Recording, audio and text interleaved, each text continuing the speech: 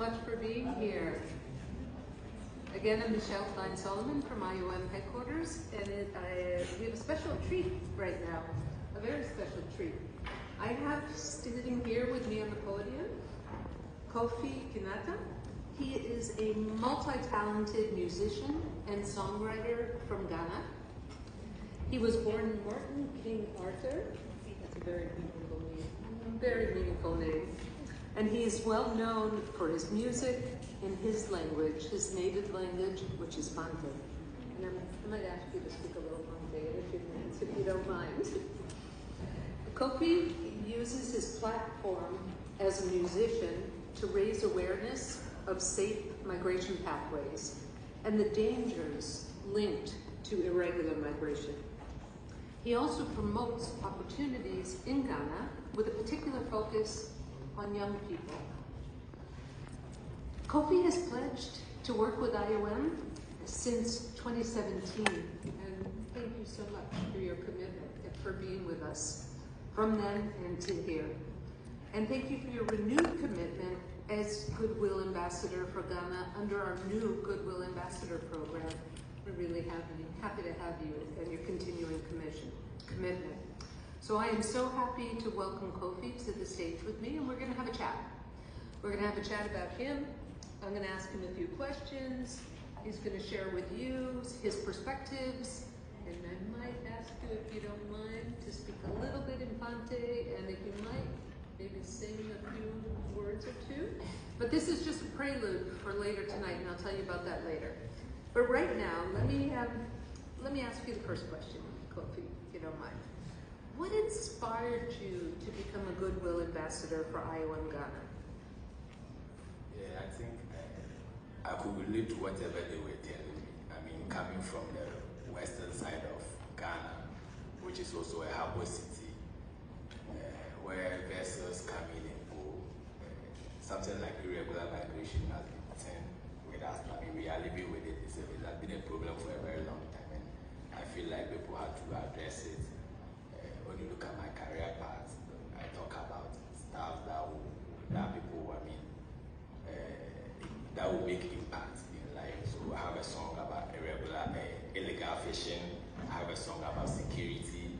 I have a song about a whole lot of stuff like that. So when the International Organization for Migration contacted me and my team, the question was, will I be an ambassador for migration? And at first I didn't understand, but in their question, I mean, explain things further to me. One of them mentioned IOM, and it rang a bell because IOM has been a name on the streets. I mean, there has never been a story without IOM, especially from the returnees or the migrants. They would always say, it would end in, oh, then the IOM came to my aid, and the IOM reintegrated us into the community. So I knew of IOM, it's a word on the street. So the International Organization for Migration was something that was baffling because I didn't know it was the same as IOM. Yes. So when I learned it was IOM, I just jumped on. I knew it was an opportunity for me to champion my cause. I mean, that had been a problem in the community. So it was a big platform for me to express myself, to make sure everything is in the right order. And especially, it came at a time where people in my region, the Takoradi Western region, were embarking on such dangerous journeys. So it came at the right point. They were going through the Sahara to Libya, I mean, hoping of crossing to Europe for greener pastures and other things. So when IOM came, I mean, I had a zeal, but I didn't know what to do with it. They showed me my path, what I have to do, what I'm not to do. So, I mean, we've done a lot of collaborations with IOM. My first trip was in Brown Hartford region. That was where I met most of the returnees. I mean, that was where I had my first-hand information. Like most of the returnees, we spoke to them, we advocate about safe migration and, I mean, what will happen when you use the irregular ways and things like that. But from there, I learned a lot. I realized I didn't know much as I thought I knew. So it inspired a song, and the title of the song was No Place Like Home.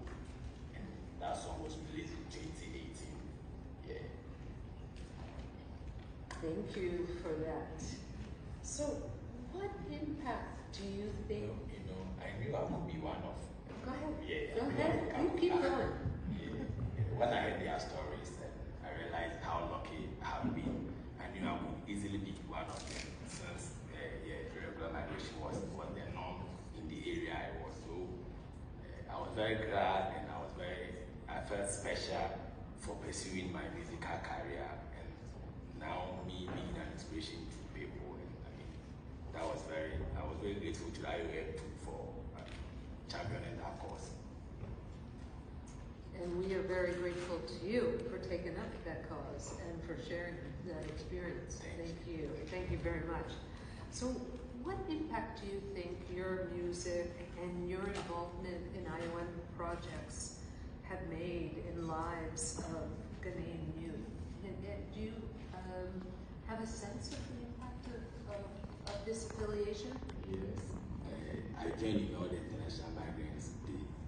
I joined in the celebration. I have a program called Made in Tadi. It was solely a concert, like a musical concert, but the IOM came in and we had to add a seminar, which is mainly targeted at the youth. We talk about irregular migrations, the implications, and what can go wrong and other things. I can remember one time we showed them a video relating to migration, and it sparked a lot of interesting conversation between the youth. Most of them are ignorant, they don't know what's going on. Most of them are, convinced by their friends, peer pressure. There are some people called agents. They'll come and tell you a whole lot of nice stories, but you go there and they wouldn't be like that. Mostly the program happens in December around International Migrant Day. So the seminar comes first. IOM will provide personnel who come and talk about irregular migration. People mostly from the immigration office, resource people, showing them the opportunities around them and how they could take advantage of certain things. During the peak of this COVID-19, we still found a way to do it, which we stream it live on Facebook, and we had like 600,000 people. Yeah, we do questions and answers. There's this thing called Talk Migration.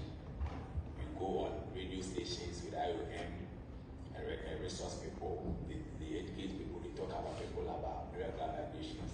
And from the people who call and ask questions and things like that, you will know from their point of view, they don't even know what is going on. They are being lied to.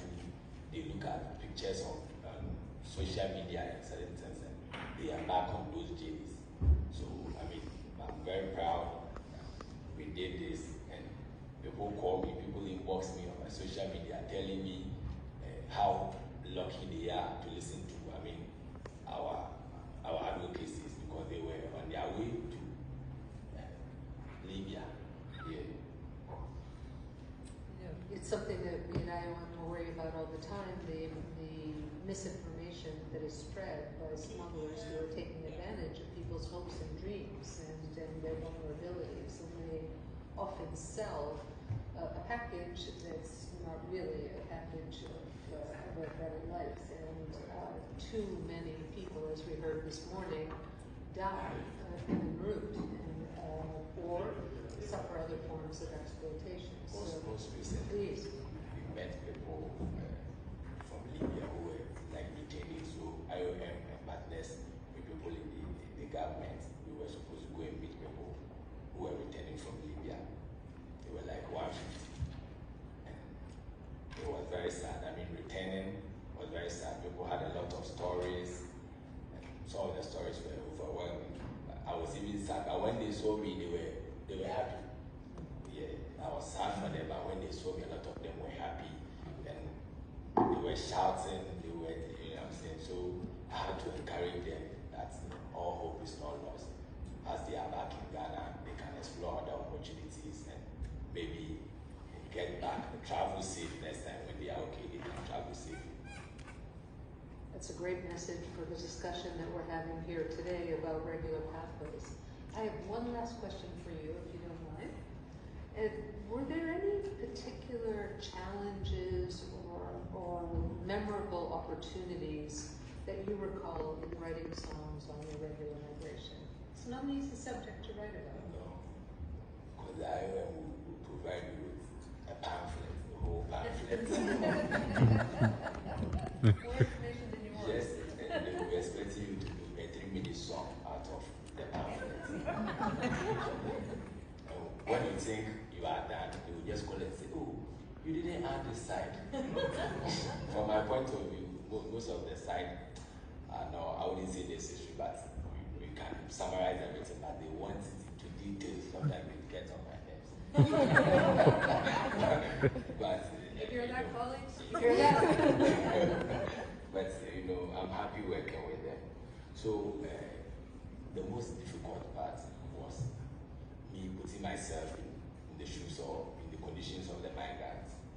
I mean, I had to pretend as if, act like I have been there. So I relied on stories from friends. I had to talk to a lot of people, like gathering information. And also, I didn't want the song to sound like something that is reminding them of their struggles. Yes, I wanted to appeal to those who had it in mind, those who are about to embark on that journey. So, you are making a song, it should sound nice, it should attract people to come and listen.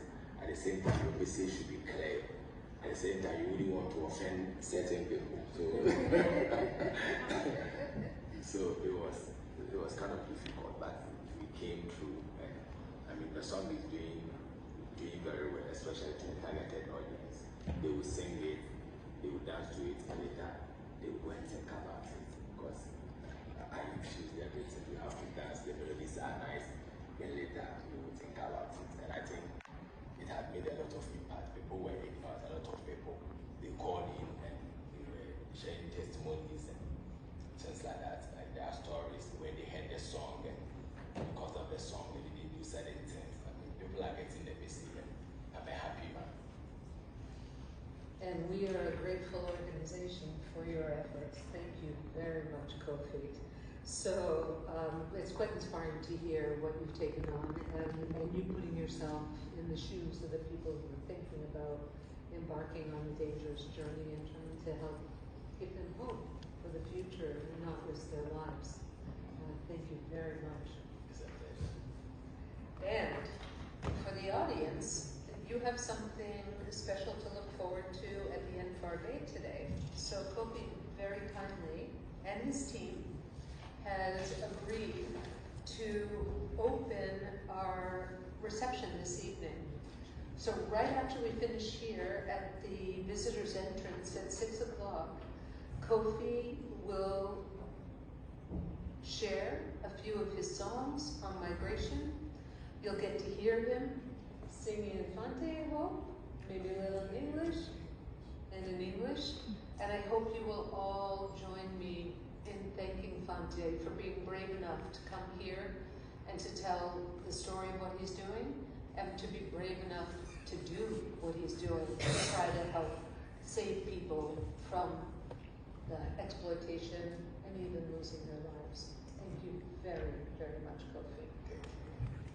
Thank you.